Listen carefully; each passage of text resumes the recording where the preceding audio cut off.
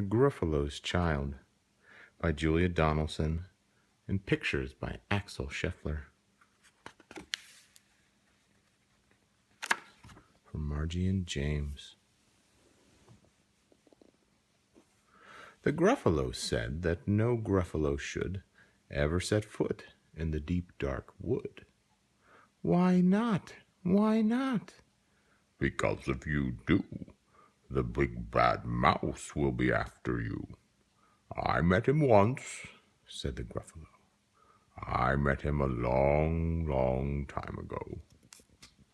What does he look like? Tell me, Dad. Is he terribly big and terribly bad?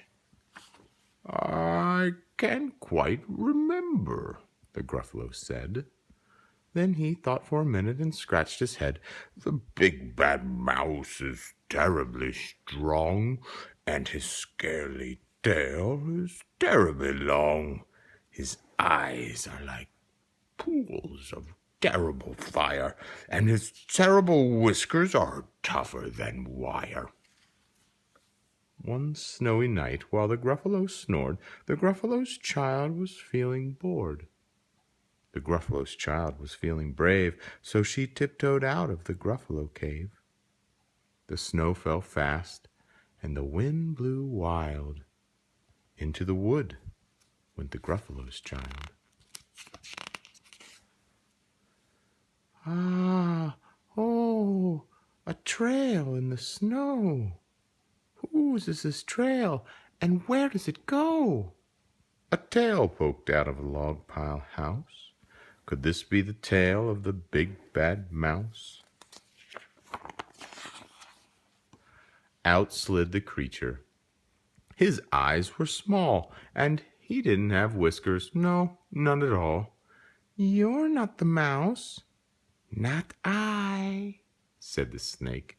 He's down by the lake eating Gruffalo cake. The snow fell fast, and the wind blew wild. I'm not scared, said the Gruffalo's child.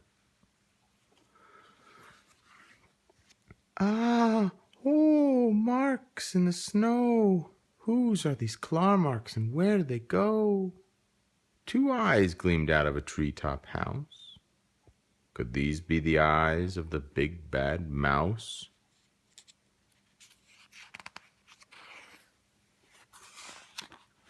Down flew the creature. His tail was short, and he didn't have whiskers of any sort. You're not the mouse. Too-hoo, not I, but he's somewhere nearby eating Gruffalo pie. The snow fell fast, and the wind blew wild. I'm not scared, said the Gruffalo's child.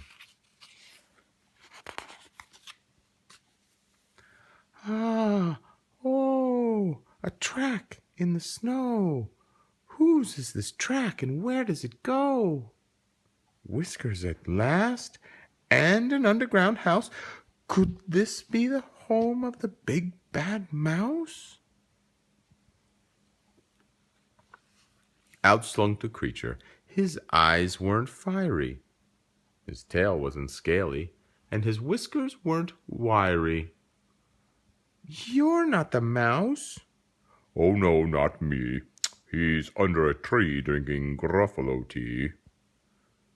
It's all a trick, said the Gruffalo's child as she sat on a stump where the snow lay piled. I don't believe in the big bad mouse. But here comes a little one out of his house. Not big, not bad, but a mouse at least. You'll taste good as a midnight feast. Wait, said the mouse. Before you eat, there's a friend of mine that you ought to meet. If you'll let me hop onto this hazel twig, I'll beckon my friend so bad and big. The Gruffalo's child unclenched her fist.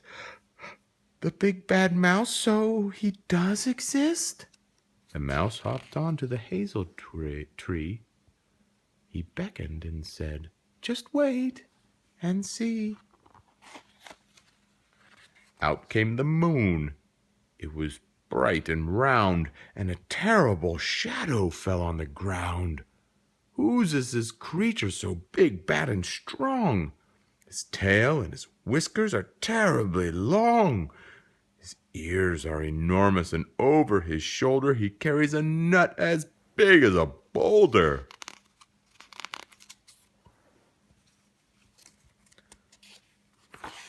"The big bad mouse!" yelled the Gruffalo's child. The mouse jumped down from the twig and smiled. "Ah, oh, prints in the snow! Whose are these footprints, and where did they go?" The footprints led to the Gruffalo cave, where the Gruffalo's child was a bit less brave.